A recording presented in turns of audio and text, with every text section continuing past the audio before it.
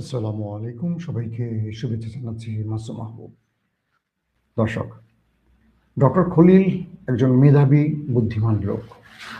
কিন্তু তাকে একসময় বিদেশের চর বলতেন, এখন তাকে বাংলাদেশের সবচেয়ে গুরুত্বপূর্ণ মন্ত্রণালয় দেওয়ার কারণে মানুষের দৃষ্টিভঙ্গিটা একটু ভিন্ন হয়ে গেছে। এটা মানতে হবে। বিএনপির এই সিদ্ধান্তগুলোকে আমি মনে করি তারা নিজেরাই বিতর্কিত করে ফেলছে। আমরা বিতর্কের সুযোগ পাচ্ছি কেন? আসেন, ভারত বিদ্বেষ পোষণ করে বিএনপির যে নেতারা, তারা অনেকেই মন্ত্রী পরিষদে জায়গা পান না। এটা নিয়ে নতুন একটা প্রশ্ন উঠেছে। আমাদের air vice marshal Altaf Hossain, তিনি আমাদের সাবেক স্বরাষ্ট্রমন্ত্রী ছিলেন, তিনি কিন্তু মন্ত্রী পরিষদে নেই। লুৎফুজ্জামান বাবর, যিনি এই সরকারের মানে বিগত ফ্যাসিস্ট সরকারের রিজিমের সবচেয়ে নির্যাতিত একজন ব্যক্তি এবং ফাঁসির দুয়ার থেকে বেঁচে এসে তিনি আবার জনগণের ভোটে নির্বাচিত হয়েছেন, তাকেও কোনো গুরুত্বপূর্ণ পদে রাখা হয়নি। ডক্টর মঈন খান, তিনি একটু চীনপন্থী বলে তাকে বিবেচনা করা হয়, তাকেও রাখা হয়নি মন্ত্রী পরিষদে। ডক্টর ওসমান ফারুক, তাকেও রাখা হয়নি। রাখা হলো কাকে? আমির খসরু। আমরা জানি তিনি প্রতিবেশী একটি দেশের খুব বন্ধু। সালাউদ্দিন ভাই, তাকে নিয়ে অনেক প্রশ্ন আছে।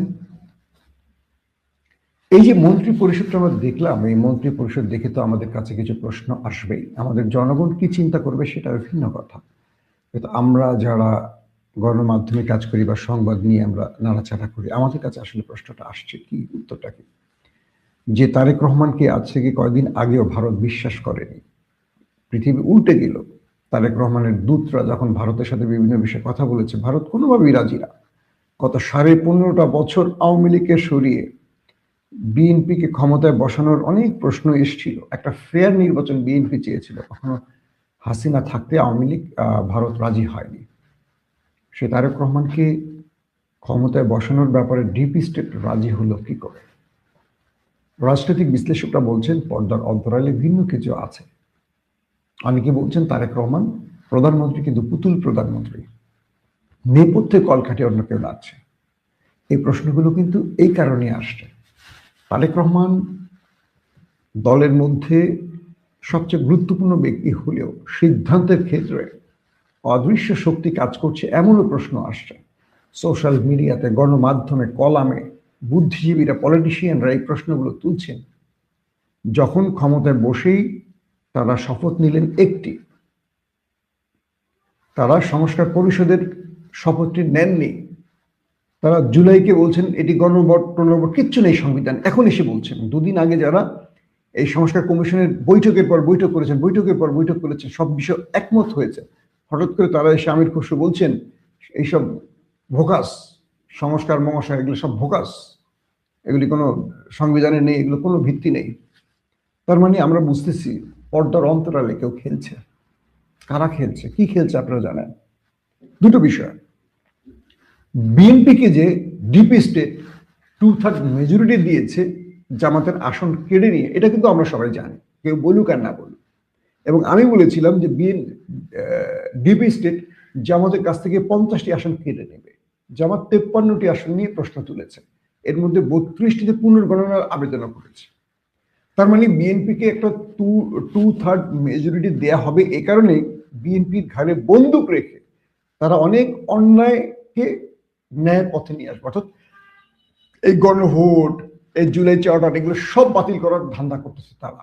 কিন্তু এগুলোর আমি যতটুকু জানি তারেক রহমান এগুলোর পক্ষে, কিন্তু তিনি কিছু করতে পারছেন না। তার হাত বাঁধা আছে অদৃশ্য কোনো জালে, আমার মনে হচ্ছে। আমি জানি না আপনাদের কি মনে হচ্ছে। যে তারেক রহমান লন্ডনে বসে প্রতিটি বক্তব্য দিয়েছেন মানুষের পরিবর্তনে, মানুষের ভাগ্যের পরিবর্তনে, তিনি রাষ্ট্রের যে সংস্কারগুলো চেয়েছেন, আজকে তিনি সেটার পক্ষে দাঁড়াবেন না, এটা আমি মানতে পারি না। কেন যেন মনে হয় তিনি এখন কারো হাতের পুতুল হয়ে গেছে। আমাদের ডক্টর খলিলকে পররাষ্ট্রমন্ত্রী করা হয়েছে কেন? বলা হয় আমেরিকার চাপে।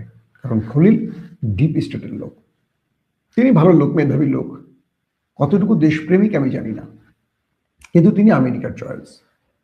এই পদটিতে বসতে চেয়েছিলেন আমির খসরু, এবং ভারতও চেয়েছিল আমির খসরুকে পররাষ্ট্রমন্ত্রী পদে, কিন্তু আমেরিকার সাথে পেরে ওঠেনি।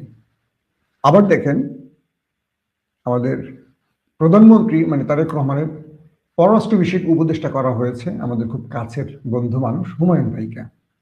আমরা লন্ডনে এক টিমে কাজ করতাম। তো হুমায়ুন ভাই তিনি কিন্তু দেশপ্রেমিক এবং বুদ্ধিমান লোক। দীর্ঘ প্রায় ১-১.৫ যুগ তারেক রহমানের পররাষ্ট্র অ্যাডভাইজার হিসেবে কাজ করেছেন হুমায়ুন ভাই। এবং এর আগে তিনি লন্ডনের একজন জনপ্রিয় মেয়রের অ্যাডভাইজার হিসাবে কাজ করেছিলেন। তিনি থাকেন লন্ডনে।